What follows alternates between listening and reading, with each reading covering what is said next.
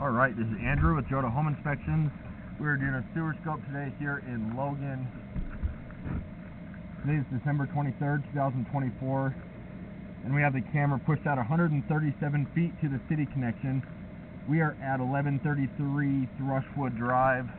Now we're going to pull it back and record it and see what we find. So this first connection point is called the nose on. That's where it goes from your lateral line into the main city line. And it looks like a decent connection there. Right off the bat we have some roots and a little bit of waste and standing water. Whenever you have roots, you're always going to have roots. That'll be a maintenance item in the future that you want to keep up on. But here, I would be curious whether this is simply a blockage caused by the roots or whether this is a little bit of a belly. You definitely have some areas in this line that you'll see as we pull back where you have standing water, but it's caused by a belly and not necessarily a blockage. We'll talk about that as we get to it. Looks like this is transite, which is a cement asbestos pipe.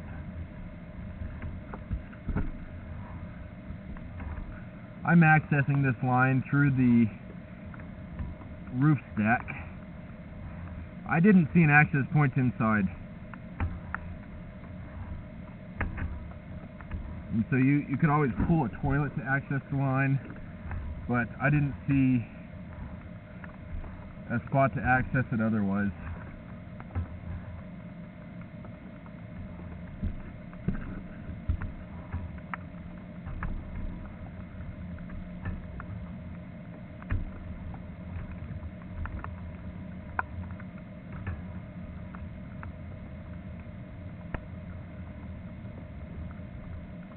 More roots there.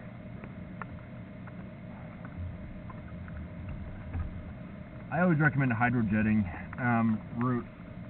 When you cable a line, you can break a hole through, and that definitely helps when you're having a backup. But when you have roots and you want to get all of them out, it's best to hydrojet. So we're underwater here. This is an area where you have a little bit of a belly or bad grade. You always want everything to drain on its own with gravity. Otherwise, waste can build up, grease can get stuck, and it can create a blockage. And that was enough that it covers my camera head. Less than that, it's less concerning. When it's enough to cover my camera head, you're getting into the range where it can cause a backup, where it can cause a blockage. You do have an offset here. I had to run quite a bit of water to pop over this offset. My camera head was getting stuck on it until I flushed a couple toilets at once and ran some water, and then I was able to float over it. But just like my camera head was getting stuck, waste can also get stuck. You can see a little bit of it right there already. And if enough waste gets stuck, that can create a blockage, and then it could back up towards the house. The only way to fix something like that permanently would be to dig it up and do a spot repair. Same thing with the bellies. The only way to fix that would be to dig it up and correct the slope. Now we're transitioning to cast iron. Cast iron gets real rough and rusty, as you can see. Eventually it'll need to be replaced. And this is what's under the basement slab. And so that's a hard area to get to because you'd have to open up the finished basement slab to be able to access this line.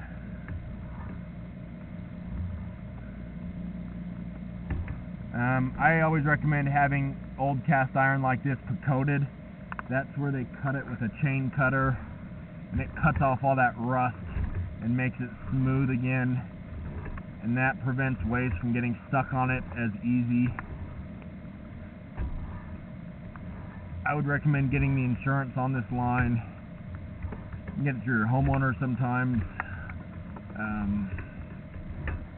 A lot of people get home serve, and that'll help offset the cost if and when you need to replace this line. They can help if you have a backup as well to come clean it. So just to recap, you have a mix of cast iron and transite.